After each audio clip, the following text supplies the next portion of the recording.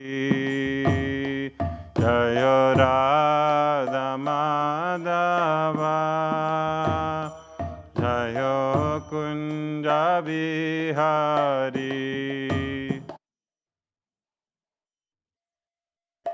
Srila Prabhupada ki Jai.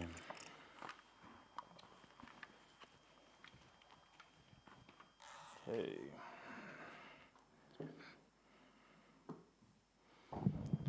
So we're reading from Bhagavad Gita, Srimad-Bhagavatam, as some people say. Text 29, chapter 4. Correct? Okay. Apane juhvati pradam prane panam tata pare pranapanagati rudva pranayama parayana apare niyatahara pranan praneshu juhvati apane juhvati pranam prane panam tata pare pranapanagati rudva pranayama parayana apare niyatahara pranan praneshu juhvati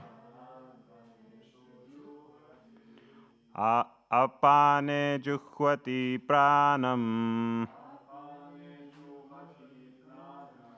prane panam tata pare pranapanagati rudva pranayama parayana apare niyatahara pranan praneshu juhvati. Any devotees who would like to chant? Apane juhvati pranam prane panam tata pare pranapanagati udva pranayama parayana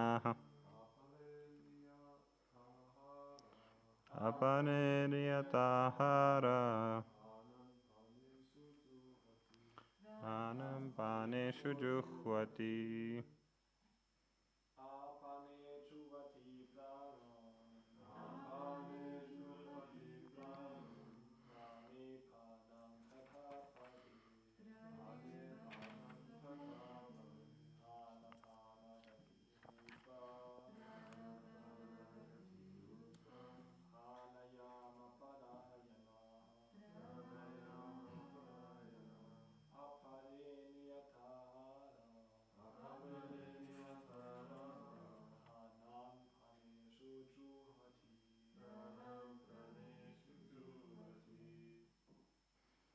Mataji.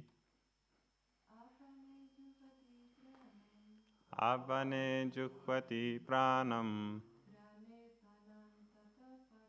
prane panam tata pare pranapanagati rudva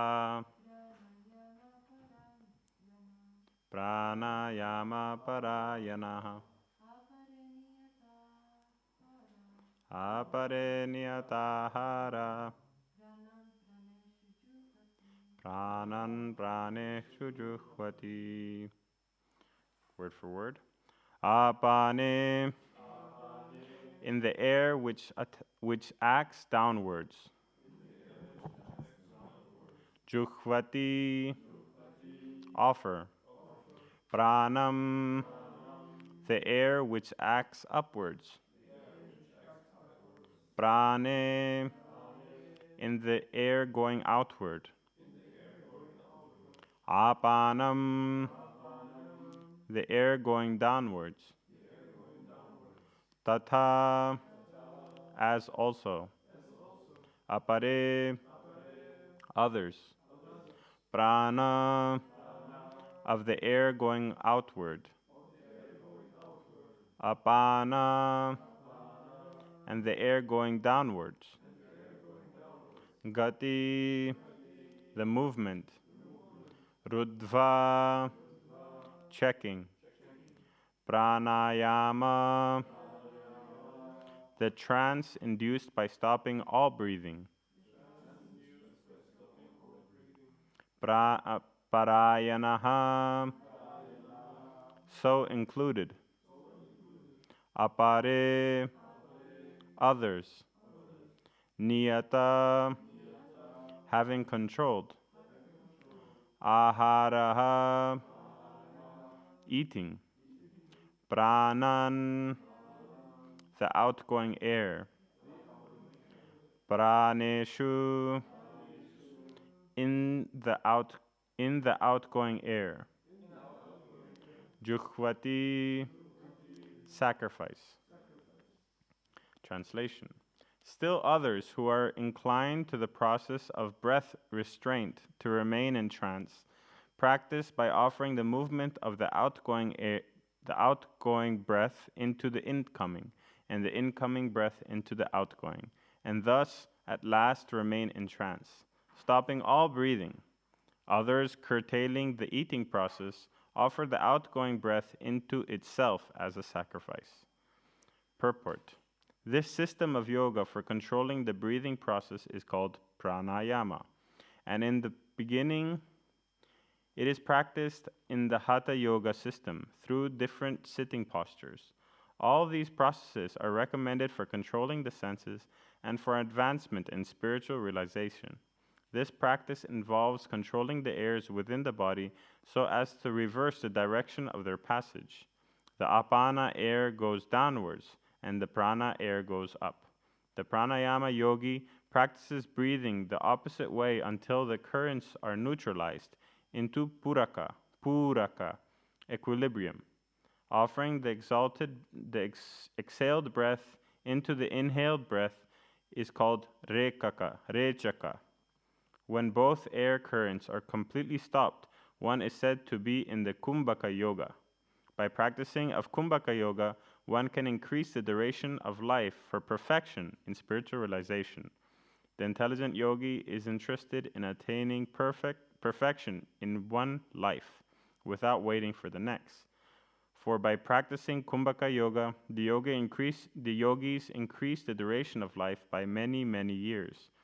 A Krishna-conscious person, however, being always situated in the transcendental loving service of the Lord, automatically becomes the controller of the senses.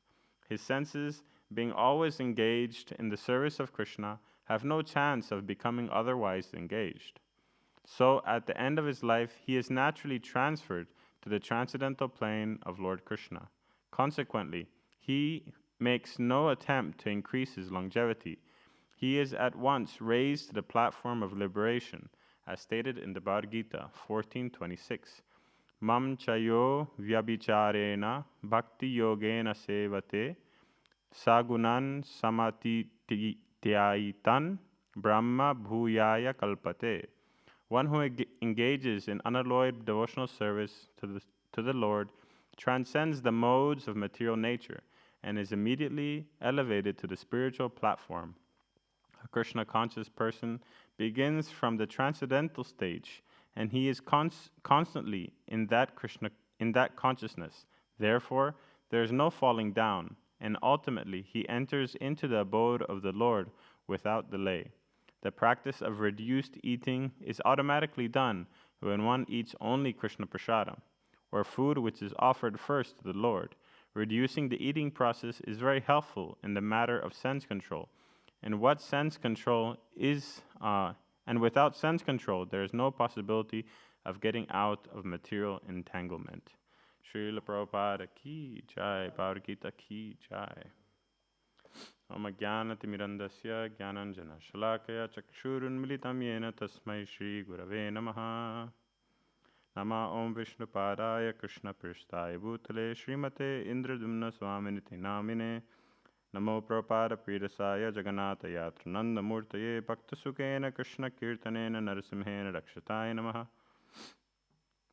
Mukam Kuroti Vachalam Pangulam Gayate Girim Yakripa Tamaham Bande Shri Gurum Dinatarinam Vancha Kalpatrubhyascha Kripa Sindhuvyevacha Paritanam Pavanebhyo Vaishnavebhyo Namo Namaha. Jaya Shri Krishna Chaitanya Prabhu Nityananda Shri Advaita Gadadhara Srivasadi Gaura Bhaktavrinda.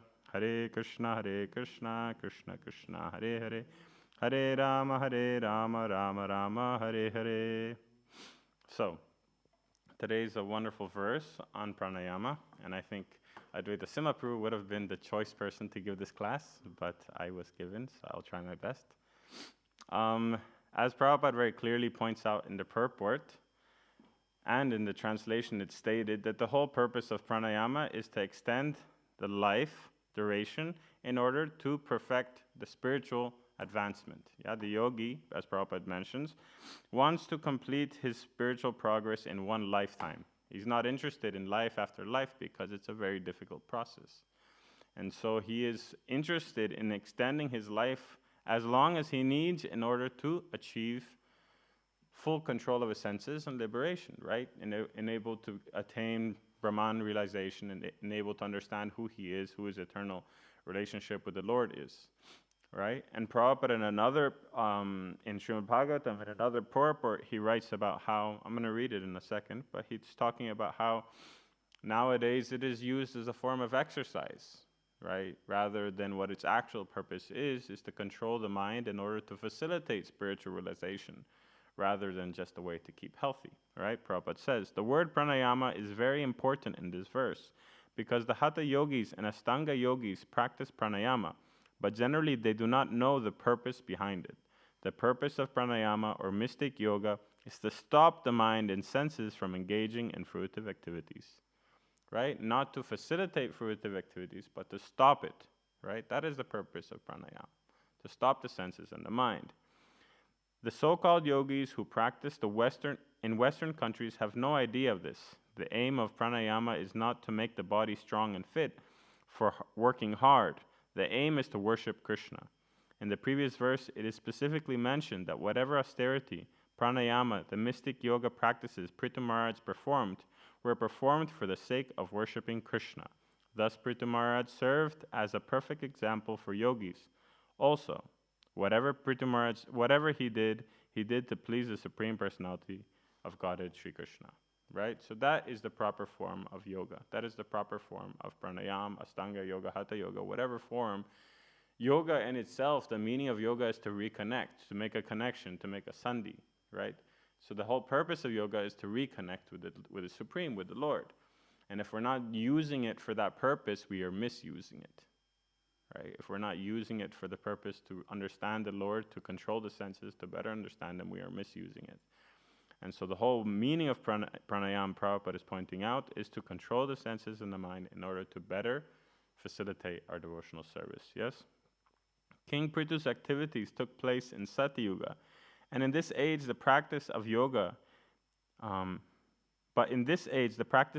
is misunderstood by fallen souls who are not capable of practicing anything. Consequently, the Shastras enjoin, Kalo nastyeva gatiranyata. The conclusion is that unless the karmis, jnanis, and yogis come to the point of devotional service to the Lord, their so-called austerities of yoga have no value. Right? What is the value of yoga? To connect to Krishna. Right? If they don't have that connection, it is of no value because it takes them nowhere. What is it going to take them? To more material entanglement that leads to more births in this material world, that leads to more karma. So it's the opposite effect of what yoga is actually meant for, right? So Prabhupada in the purport also goes into, as devotees, we are not interested in prolonging our life, right? By the practice of devotional service, automatically we are engaging the senses in the Lord's service to such an extent that they have no chance of being misengaged, Prabhupada uses, right? And so therefore the devotee has no interest in these other activities. Then why do we still see so many devotees engaged in yoga? Because they're using it for the proper purpose, right? There's Prabhupada's personal servant, maybe you've heard of him, Nanda Kumar Prabhu. Nanda Kumar Prabhu, before he became a devotee, was someone who was very interested in yoga, healthy eating, breathing practices, so many different things. And when he just became a devotee, he realized, in the bliss of just Sankirtan and everything, he was completely engaged. But after it kind of plateaued, his devotional service plateaued a little bit, he noticed that it was difficult for him to wake up, to continue doing his service for Prabhupada as a servant, which is very demanding, right? Prabhupada would fly from one country to another, and he would expect his servant to be like him and just continue like if nothing left off, right? They would leave 6 o'clock in the evening from, let's say, America. They would arrive in another country, and it would be the morning there, and Prabhupada would continue as if it was the morning. The whole night disappeared for Prabhupada, but Prabhupada would expect breakfast and lunch and then the evening, and it would just continue. He had to follow his schedule. So for the servants, it was very demanding. And he noticed that if he ate the temple prasad, and if he wasn't doing his yoga, he felt that he was having difficulty continuing his service. So he approached Prabhupada and said, I used to do yoga, asanas, I used to do these different things, and I felt a lot healthier. Would it be okay if I did it? The devotees are saying it's Maya. Prabhupada said, for you, because you're using it as a service for Krishna, it's okay, right? Because you're using it to assist your devotional service. It's very good. It's a very great form of exercise, right? It's a great form of being able to keep the body and mind together. And then he asked also about prasadam. He asked, is it okay that I cook something separate, something more light, something like that? He says, yes, whatever you need to do for you to do your service, you can do. Prabhupada gave that instruction. But is that for everyone? No, that was for a specific instance, right? So that doesn't mean that every devotee in the temple starts cooking their own meals, going in, doing their own. No, there's the overall what's good for everyone. And if someone has some particular restriction, that's done on a base-to-base, right? What that devotee needs is done for him, right? So the same way, pranayama, yoga, it can be used in our devotional service, but it should be used in that way. Not for the purpose of material entanglement, not for the purpose of doing it solely that, look, I can stand on my head for an hour. That's not what we're trying to do, right? Why are we standing on our head? Because it helps us focus in our japa. Go ahead, stand on your head. Then it's good, right? It's one of the most important asanas for brahmacharis, right? It's very good to keep the focus and to keep the celibacy. It's a very important asana, and it's very helpful. But what are we doing it for? It's to better focus on our devotional service. Yeah? So if we keep coming back and connecting it back to Krishna, it has value. If we take it out of the connection of Krishna consciousness, it has no value. Yeah? So this is how we should, whenever we see pranayama or we see yoga practices and different things like that, we have to understand what is the purpose. How are we engaging it in our devotional service? And this point comes back to everything we do, right? Everything that we engage our senses in. As Prabhupada says, the devotee, he engages his senses in devotional service. The artificial restraint of the senses is so difficult, as Arjuna points out. I think it's at the end of this chapter, Arjuna talks about how trying to control the senses in the yoga practices, trying to artificially control the senses, is like trying to control the wind with our hands, right? It's impossible. So this bhakti yoga system engages the senses in Krishna's service and makes it very easy, yeah? And if we engage our senses 24 hours a day, we don't have to worry about everything else, because there's no need to artificially restrain them. Yeah, so we have this great fortune. And Prabhupada even talks about our controlling the eating habits. Prabhupada said if you're eating prasadam, then automatically you're controlling your eating habits, because you only eat Krishna prasad, right? You do not lust, you do not think about anything that isn't offered to Krishna. So Krishna goes in the yoga chapter, he goes in, right? In the beginning we offer things that we like to Krishna because we like them. Eventually that becomes purified, right? And you do it out of duty. After you do it out of duty, you do it because you're doing it for the pleasure of the Lord. So you go through the process of purification. So like, for example, my daughter, she wants something, she grabs it, she offers it to the Lord, and she eats it. But she'll do that 20 times a day, 100 times a day, right? Ooh, strawberries, offer to Krishna, eat the strawberries. Ooh, blueberries, it's just nonstop, right? That's she's still offering it to the Lord, but when we control our senses, it's a little bit different. Breakfast is offered to the Lord, we eat the breakfast. Whatever was cooked for the Lord, that's what we eat, right? Then whatever was cooked for lunch is offered to the Lord, whatever that's offered, we eat.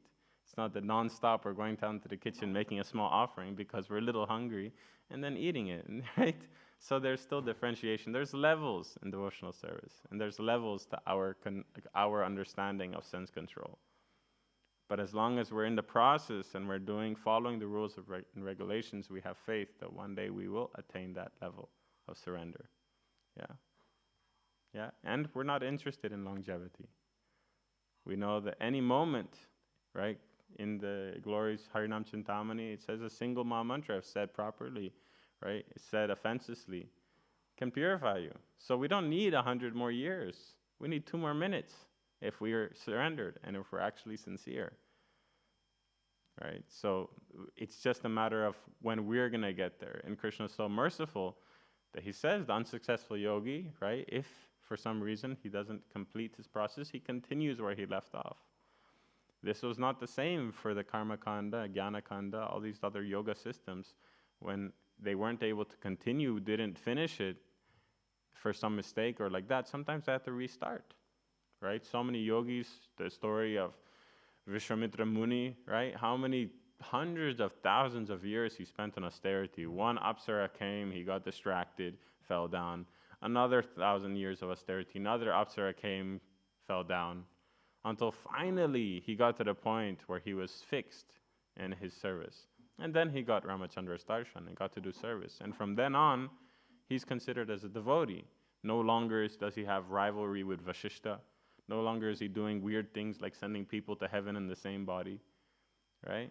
After he got the darshan of Ramachandra. But it took him a lot, like if you calculate the lifetimes, many lifetimes.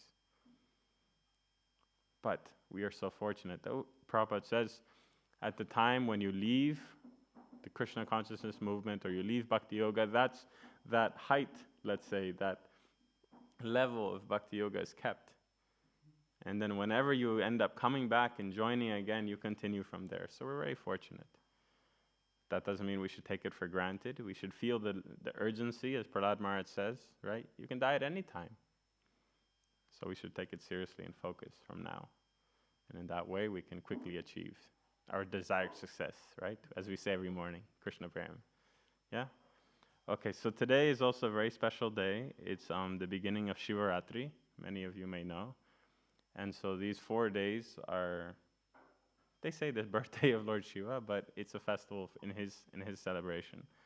And so I thought it would be important to speak about him as a great Vaishnava, right? We speak so much about so many other Vaishnavas. We speak about so many other acharyas in our line, but the greatest Vaishnava sometimes we're a little bit hesitant to speak about because it's Shiva, because people worship him in so many bad ways, and people misunderstand who he is and what he does. But no, he's the greatest Vaishnava, right? We should throw big festivals for him, big celebrations, right?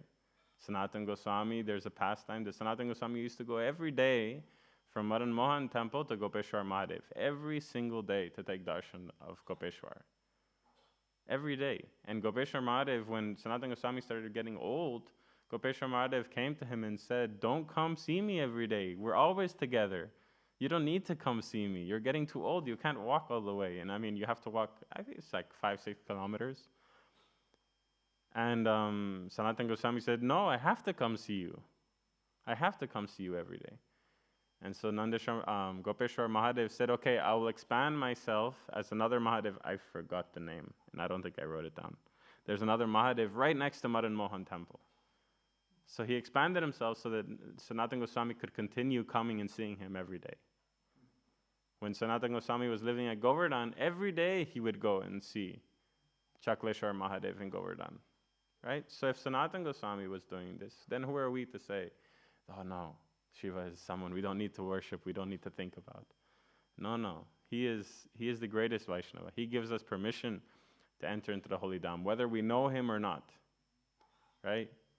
This other confusion is there, then, okay, so then that means we need to make a temple, we need to make a deity. No. If you worship Krishna, automatically Shiva is satisfied. But it's just another way in which we can get that extra little bit of mercy that we need by asking him to help us take care of our false ego, to take care of our anarthas. Right? In Brahma Samhita, Brahma worships the Lord, right? He worships Shiva. The famous verse, Kshiram yata tadivikara vishesha yogat sanjayate nahitate pritagasti heto yashambhutam apitata samapaiti karyat govindamadi purusham tamaham bhajami. Right? He's saying just like when milk comes in contact with the acids, it becomes yogurt. When the Lord comes in contact with this material energy, he becomes Shambhu. Right? So there's no difference. So when we are in this material body, we have in contact with this material energy. We go to the Lord when he's in contact with this material energy, he will help us deal with it. He'll help us traverse this material world without getting distracted by everything else and bring us to the lotus feet of Lord Krishna. Yeah? So then why do we see so many people worshiping Shiva in so many other ways? It's because of his mercy. Lord Shiva is so merciful that he accepts anyone and everyone in any state of mind, whatever their desire, whatever their goal, whatever their hankering is, he accepts them and gives them shelter. And then, through his mercy, eventually they'll become purified and come to the stage of Krishna consciousness. But we see in Bhagavatam, last year we were reading about the pastime of Daksha, right? And then there it's described the curse that Bhrigu Muni gave to Lord Shiva, right? Well, he gave to the followers of Lord Shiva. He says, one who takes a vow to satisfy Lord Shiva or follows such principles will certainly become an atheist and be diverted from the transcendental scriptural injunctions. Bhrigu Muni's curse we see come to life, right? So why is that injunction there? Why is that curse there? So that people do not mess around with the Vedas trying to change them. If they have that attraction and that intention, then they're safe. They're kept aside. Don't mess with all of this. If you have that attachment, Shiva will take care of you. And so then it goes on to say that they will imitate them by wearing long hair and indulge in so many other sinful activities, right? And will be satisfied with wine and flesh, it says by Bhrigu Muni.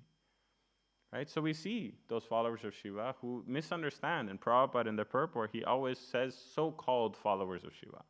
He doesn't even say they're followers of Shiva. They're so-called followers. They misunderstand the whole point. But Shiva still is so merciful, he gives them shelter. Right? Bhutanath, if he can take care of goblins and ghosts and all these creatures that we're scared even to think about, what to speak of these little guys covered in ash with long dreadlocks and smoking ganja? They're not fearful. They're nothing compared to the demons that Shiva has under his protection. Right? So he's so merciful, right? So merciful, he gives them shelter. But for the devotees who are interested in going back to Godhead, Shiva gives special priority. Right? He gives special mercy to those devotees because that's what he is hankering for. Right? And there's a very beautiful ashtakam that was written by Chaitanya Mahaprabhu actually. He wrote glorifying Lord Shiva when he visited Bhuvaneshwar. It's a very special Shiva temple there. And it's very long, but I will just read a few verses that in connection to kind of what I'm trying to bring out today. So in verse 6, Mahaprabhu says, O Sri Rama, O Govinda, O Mukunda, O Shauri, O Krishna, O Narayana, O Vasudev, I offer my obeisances to you, Sri Shiva, who is the monarch of intoxicated bee-like devotees, who are mad to drink the nectar of these and so many other innumerable holy names of Lord Hari. Obeisances unto you, the destroyer of all grief. Right? So Mahaprabhu is saying that he's like the bee-like devotee who's maddened in the prema, in the honey of the names of Lord Krishna. Right? Mahaprabhu is glorifying Shiva in this way. Right? I offer my respectful obeisances again and again unto you, who are forever inquired confidentially by Sri Narada and other sages. It means other sages come to Shiva and ask him about devotional service, right? Confidentially. In so many places you'll see in Srimad-Bhagavatam. You also grant favors upon them very quickly. I offer my respectful obeisances unto you, who bestows the happiness of Hari Bhakti, devotion to Lord Hari, unto those who seek boons from you and thereby creating auspiciousness. You are thus the Guru, spiritual master of everyone. Mahaprabhu says, right? Because he's so ready to give pure prema bhakti to anyone who wants it. Because he is enjoying it. Because he is relishing prema bhakti always. He's so eager to give it to anyone who wants. Yeah, this is the status of Lord Shiva. He enacts the pastime that he's supposed to as one of the guna avatars, right? As Rudra, he expands it from Sadashiva. But he is simply playing the role as he's supposed to and taking care of those living entities who are not interested yet and giving them shelter. But for those who are interested, he is very important to us. And therefore, we see so many different pastimes of Lord Shiva in all of the different incarnations, especially Sri Krishna and Chaitanya Mahaprabhu. There's so many pastimes, I'm sure we know, right? When Srila Bhaktisiddhanta Saraswati Thakur went to Gopeshwar Mahadev, right? This is a different Gopeshwar. It's not the one in Braj. It's the one in Bhuvaneshwar, the same one Mahaprabhu went to visit. He chanted the verse. He said, O Shiva, O gatekeeper of Vrindavan, O you who are accompanied by Uma, Parvati, O you who carry the moon in your hair, O Lord, worshipped by Sanandana Kumar, Sanat Kumar, and Narada Muni, O Gopeshwar, the worshipful deity of the gopis, desiring that you bestow upon me love for the divine couple, Sri Sri Radha Madhava, who perform joyous pastimes in Braj, I offer my obeisances unto you again and again. This verse was originally written by Srila Vishwanath Chakravarti Thakur and his Sri Sankalpa Kalpa Drumada. Yeah? A very famous verse. And so this was Bhaktisiddhanta Saraswati Thakur worshipping Lord Shiva. Yeah? But how are they worshipping Shiva? Always in connection to devotional service. Always in connection to please grant me access. So in Braj, there's 4 main Dikpalas, or let's say protectors of the Dham. Does anyone know any of these 4? You see, they're all Shiva. All of them are Shiva, but they're 4 different forms. You have Gopeshwar Mahadev in Vrindavan Dham itself. You have Kameshwar Mahadev in Kamyavan, which is in the northern side. You have Chakleshwar Mahadev in Govardhan, right? And Nandishwar Mahadev in Nandagram.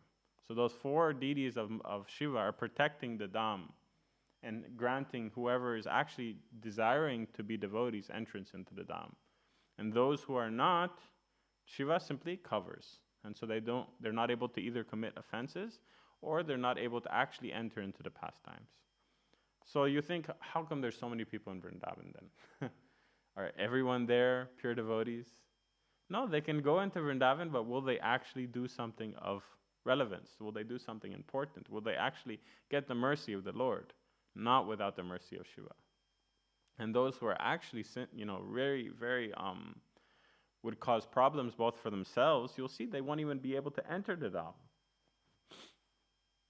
Yeah, this is the power of Lord Shiva and his mercy, that he doesn't want them to further get their downfall by entering the Dham and making more offenses. Yeah, so these 4 deities of Shiva all have amazing pastimes in Krishna Lila. And I'll say just a few, right? So of course we know the pastime of Gopeshwar Mahadev. Anyone knows? Doesn't know? So Gopeshwar Mahadev, as you can hear the name Gopi Ishwara, right? So he's Gopeshwar, right? So when he came to the Dham wanting to enter into Krishna's Rasa Lila pastimes, right? As a gopi, to see the Lord in that form, the Lord, he was coming with his ashen body and snakes and matted locks and dancing. And the Lord said, no, you can't come in this form into the Rasa Lila dance. You have to take on your gopi vish, right? And so taking bath in the kunda, he came out in his beautiful gopi form. Of course, still kala, still black, but in his gopi form. And so in that form, he was able to partake into the pastimes and observe the Rasa Leela pastimes. And when the gopis saw him, it's described that at first they were a little hesitant. They weren't sure who he is. They asked him his name. He didn't know because he just became a gopi. He didn't want to say Shiva. He didn't know what to say. And then they asked him where he's from. He couldn't say Mount Kailash, right? So he didn't know what to say. And so Krishna introduced him. He's a Gopeshwar. He comes from a town in Vrindavan. He gave him a place to live and everything. And he told them to, he told the gopis to worship Lord Shiva. And through that, they'll be fixed in their devotion. He told the gopis. And so Gopeshwar Mahadev is eternally there in Vrindavan Dham. And you can go see him. He's right in the center of Loy Bazar, very close to Radharaman. Very beautiful deity. And through him, Sanatan Goswami, Rupa Goswami, all these different Goswamis would go and worship him daily to get his blessings, to better serve Lord Krishna. And if they did that, who are we to say we don't need his mercy? Who are we to think that, no, we don't have to think about him, right? The next one we can talk about is Nandishwar. Nandishwar is the deity of Shiva in Nandagram. Nandagram is the house of Mother Yashoda and Nanda Baba. So the pastime goes that when Nanda Maharaj moved to Nandagram when Krishna was around the age of 3, because in Gokula, it was constantly demons coming, just one after another, like just ridiculous amount. I mean, you think in Krishna's baby pastimes, how many big demons came, right? You have Putana, Trinavarta, you have the Vatsasura, you have Shatakasura, right? The cart demon. So many demons are coming when Krishna was just a tiny little baby. And so finally Nanda Baba said, something is wrong with this place. So he moved to Kamyavan. He was there for some time. Some more demons came. And so then he moved to Dig. Dig is a little bit on the left side of Govardhan. He was there for some time. Some more demons came. So finally Nanda Baba, he moved to Nandagram. And so when he arrived in Nandagram, Shiva, hearing that the Lord is finally sitting on top of him, because Shiva, before Braj pastime started in anything, he came as the Nandagram hill itself, right? Barshana is Brahma, and Nandagram is Shiva. So he came as the hill himself. So when Nanda Baba came and started staying on top of his mountain, right? He wanted to see Krishna. So then he came to Mother Yashoda's house, but being so excited, he didn't bother to try disguise himself. So he came as Shiva with his matted locks, with his serpents around his hair, wearing tiger skins, covered in ashes. Just unbelievably fearful sight to see such an ascetic. So Mother Yashoda, seeing the great sage, she wanted to please him, of course, and decided, what can I do for you? And he said, please let me see the face of your darling son, Krishna. And so Mother Yashoda was thinking that if Krishna sees this most fearful sage, he's going to be so haunted and he'll have nightmares and he won't be able to sleep. And, it's so scary. Look at this person, it's snakes. One of the snakes could bite my little Krishna. And so he told Shiva that, he's resting now. He can't come and see you. Is there anything else I can give you? And Shiva said, no, I'll wait. As long as it takes, I'll wait. So Shiva was trying to wait, and Mother Yashoda is making arguments and saying that no, it's this and that. So finally Shiva kind of got the point. And so he felt very sad. He felt that he must have done something wrong, that he did not get the darshan of his Lord. So a little bit away from Nandagram, there's another beautiful forest there. Shiva went there, and he started performing austerities. He started chanting the Lord's name and praying to one day get the darshan. But immediately in Nandagram, Krishna, the baby Krishna, was around 3 years old, had a huge tantrum. Yeah, and now I know what tantrum means. When really you have a tantrum, there's nothing you can do. Kicking, screaming, crying, unbelievable grief, right? You think that the child is dying in front of you. They scream so much, right? So Mother Yashoda and the gopis are doing all the things they usually would do to get Krishna to calm down. Toys, fruits, milk, dancing, making jokes, faces, right? Dinabandhapur, when he tells the story, he does all the faces. It's very amazing, that the gopis are doing to try and make Krishna laugh. And Krishna just wasn't having any of it. So finally, some of the gopis told Yashoda that, was there someone here? Did something happen? Is there any reason that Krishna could have najar? Najar is something very important in India. It's when someone has bad energy or has evil eye, they call it. When they look at you with evil intentions, then this najar can actually affect, and especially with children, because they're so innocent and they don't have so much of that protection, it affects them very much. And that's why you'll see a lot of Indian kids, they'll have a black dot on their forehead, or they'll have a black string. Even Muslims, they'll have a black string on their waist. It's so that when you see the baby, the first thing you see is the black dot. When you see a child, it'll be a huge dot. It's not like a tiny little thing. The mother with her giant finger will make a big black dot on the forehead. So when you see the baby, your attention goes to the black dot, not to the child. And so all the evil eye will go to that black dot. And in the evening, the mother will wipe that away and throw and wash very carefully to get rid of that bad energy. So they thought that Krishna must have got najar, this bad evil eye. And so Mother Yashoda was thinking, she thought, oh, the sage came. Right? The sage came, dark, scary, with snakes. He must have put najar on my Krishna. So he sent the gopis to find the sage. And so the gopis went and they found Shiva and they said, you must have said or done something, put najar on our baby Krishna. He's inconsolable. You have to come and take away this bad energy. And so when Shiva came back to Nandagram, then they brought Krishna in front of Shiva, and immediately Krishna became super happy. And he started laughing and joking with Shiva, and Krishna was just a baby. Some places it's described that Shiva even put Krishna on his lap. And Mother Yashoda became so fearful that the snakes around Shiva's neck were going to bite her baby. Her love is, how would I say, true, that there was no consideration that this is the Supreme Personality of Godhead, just like a normal mother would. Yeah. And so finally she understood that Shiva, that this Brahmana, whoever he is, Krishna really likes him, right? And if such a powerful Brahmana is here, no one else will be able to put najar on my Krishna, right? No one else will be able to do anything to my Krishna. So he said, from now on, you have to live right here. And he says, and then Shiva said, I would be so happy with that. Just please give me the remnants of Krishna. So every day after Krishna would eat with Nanda Baba and the cowherd boys, the remnants would go first to Shiva. Until today, you go to Nandagram, inside the house, inside the temple, there's a deity of Shiva there, and all the remnants from Krishna's plate and Balaram's plate go first to Shiva. The Charnamrita go first to him. Everything goes first to him. And so he's there, eternally protecting the Dham. Yeah? So like this, Shiva is very included in all the pastimes of the Lord in such a blissful way, right? In Mayapur, we have so many pastimes of Krishna, of Shiva in the Dham, right? One of the most famous one is Harihara Kshetra. Has anyone heard of this place, Harihara Kshetra? Right? It's in you've been there, Prabhu? You've been there, no? Harihara Kshetra.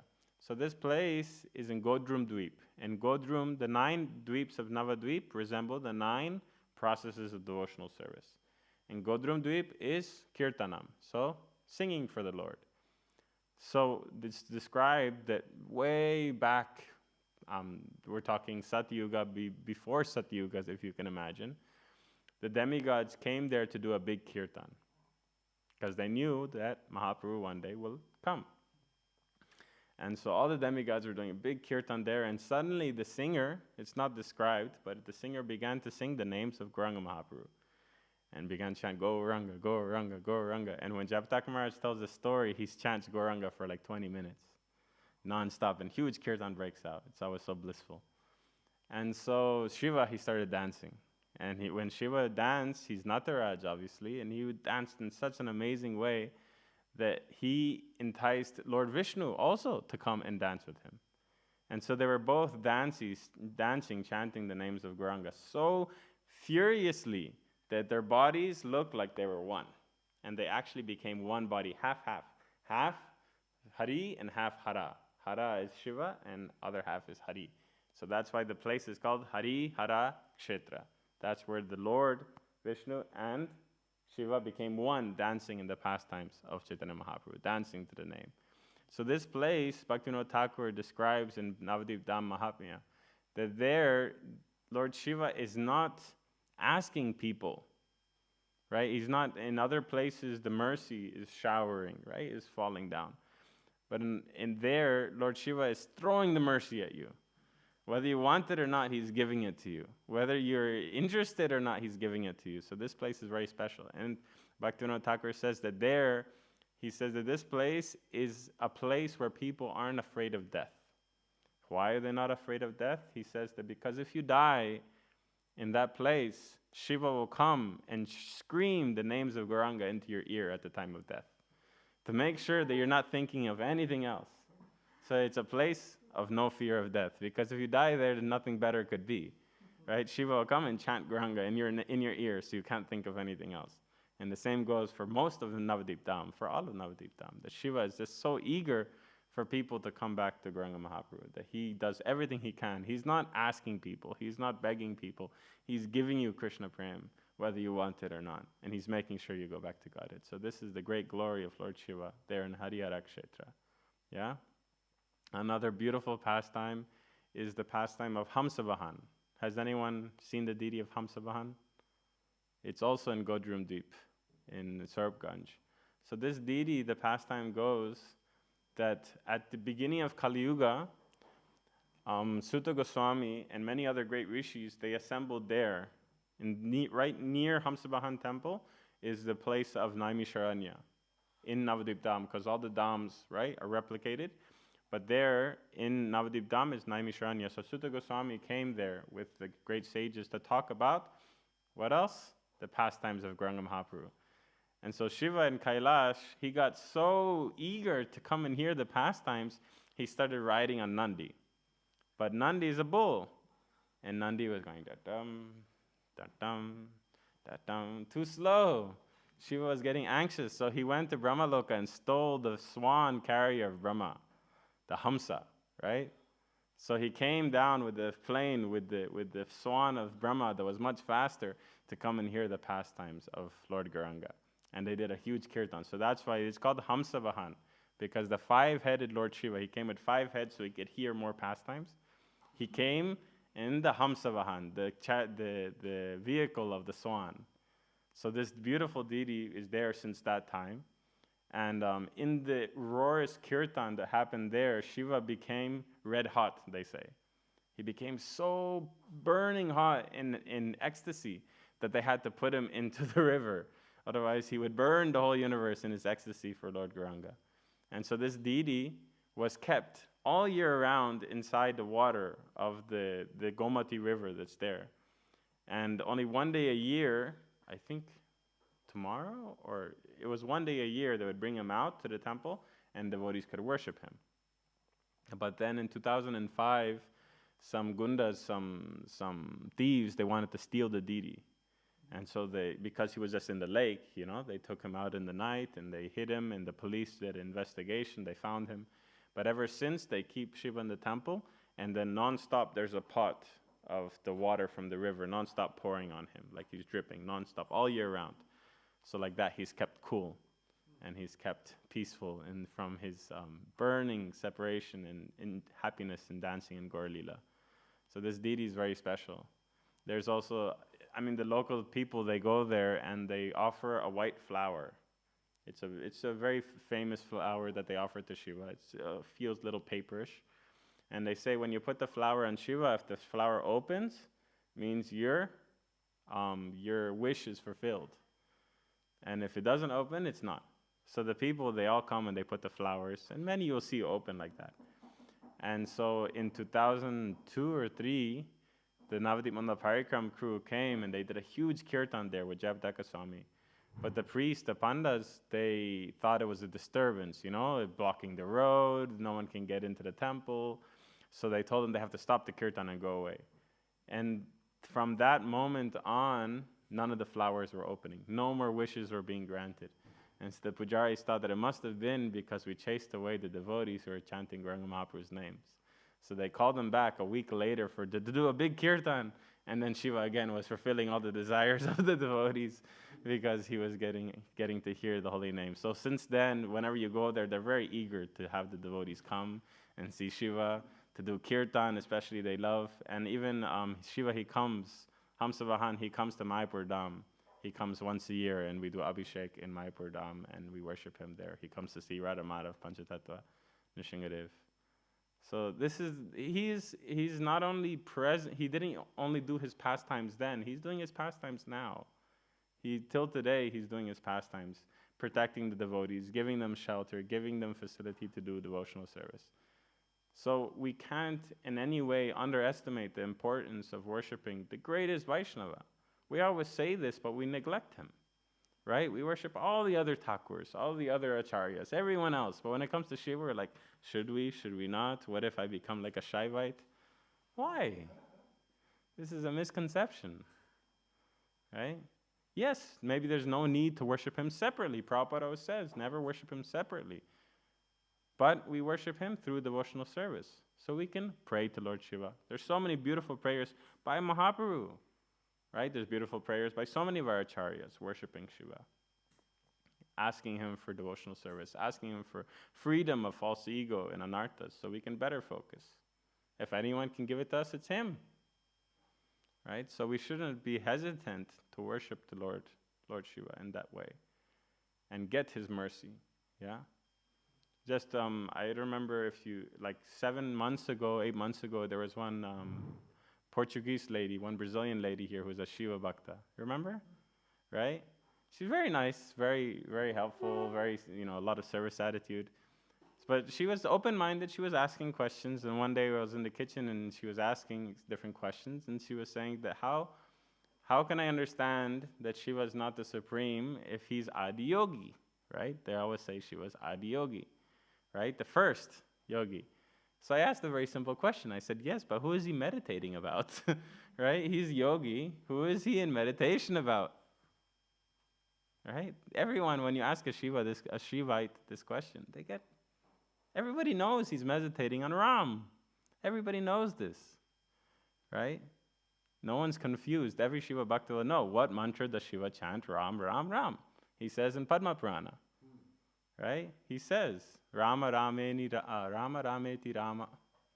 Rama? Did I write it down? Yeah. Rama Rameti Rameti Rama Rameti Rameti Sahasra Nama Bistulyam Rama Nama Vararane. Which means that the happiness is derived by chanting Rama. One time is equal to 1,000 times chanting the name of Vishnu. He says this to Parvati. And this is in Padma Purana. So they all know this. So if you ask them, Adiyogi, yes, he's Adiyogi, but who is he meditating about? He's meditating about Lord Ram. He's meditating about Krishna. It's very clear to all of them. But because of the mercy of Shiva, that those who are not interested in that side, he gives them shelter. And he gives them a process in which they can do their service, they can do their yoga, they can do their austerities and be purified. And eventually, through his mercy, they'll get there. And those who are absolutely not interested and want to abuse serving Lord Shiva, and in that way, take intoxicants and so many other things in the name of austerities, he gives them facility for that too. Yeah? And keeps them protected. So, on this day, we can worship Lord Shiva, we can think about him, ask his blessings, so we can do better devotional service. And hopefully, we won't have to deal with all the nonsense that comes in our mind through his mercy, yeah?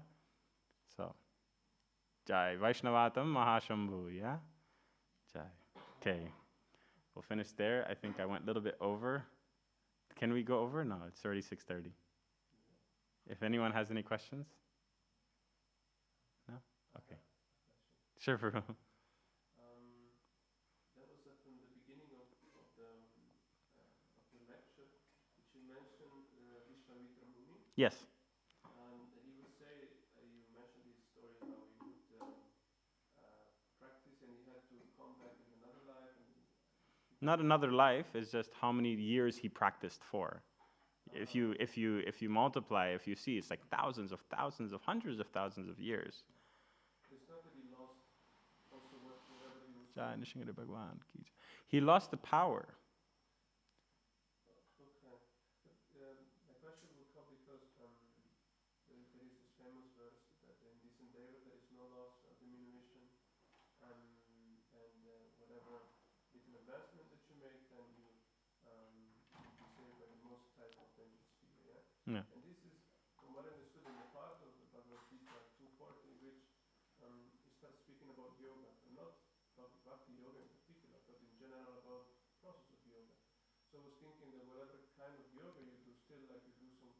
kind of like gradual advancement, yeah. But this also is going to be kept. Either you do in karma yoga and you do some certain kind of advancement, or you do bhakti yoga. But even karma yoga is still in the process of bhakti in Bhagavad Gita when it's described, right? It's karma mishra bhakta, right? You're doing your service with desire for the results, but offering it to who? To Krishna. Not for the purpose of siddhis or material enjoyment, right? So the pastime of Vishwamitra especially, it's that he wanted to become the most powerful being, and he was a very powerful king, the emperor of all that could be. And so when he finished his conquest of the whole universe, that's when he went to the ashram of Vashishta, right? With his great armies, he was passing by, and he came, he left his army in the camp, and he came to see Vashishta. And Vashishta Muni, seeing the king, gave him all, welcome, and said, that, why did you come alone? Bring your whole army. I'll feed them. I will facilitate. And at first, Vishwamitra Muni was hesitant. He said, I have many millions of soldiers. How are you going to facilitate? He said, don't worry, bring them. So with his surabi, with his cow, Vashishta Muni not only facilitated prasadam, but it's described that entire palaces were constructed for each and every soldier. They each had maidservants fanning them, massaging them, serving them, and feeding them, each and every single soldier. And so Vishwamitra Muni seeing this, this is power. What I have is not power. So he wanted to steal the cow, right? At first, Vashishta Muni said, I cannot protect you. The cow is asking Vashishta Muni for protection. Vashishta Muni is saying that I cannot protect you. If you want to protect yourself, you can do. And so Surabi, from her udders and from her cow dung, many millions of soldiers, way more powerful than Vishwamitra's soldiers, came and defeated his armies.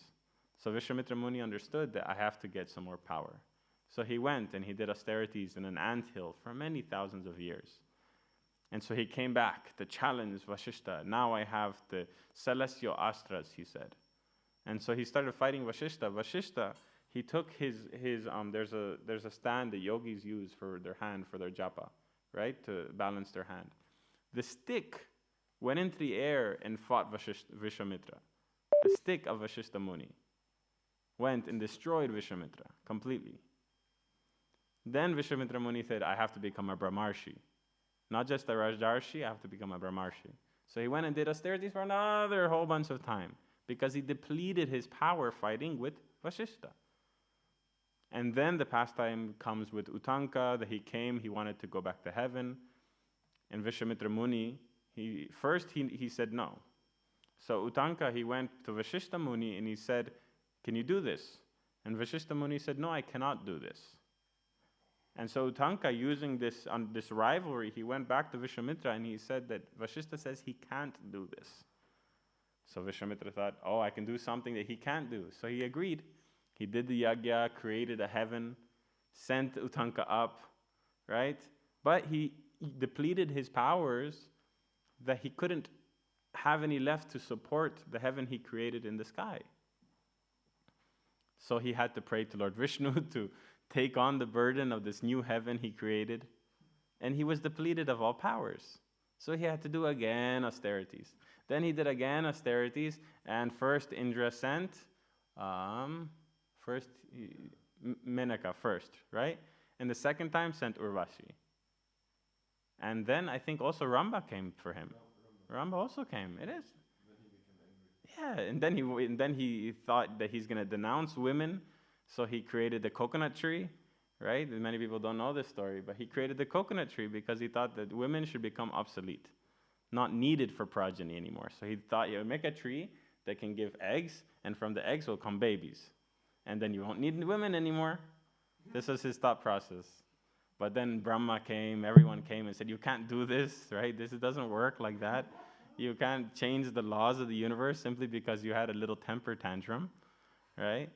So they said, okay, I created the tree. What now? So then they said that they will be considered as your sons, and because of that they're brahmanas, and they should be present in all ritualistic sacrifices as witnesses.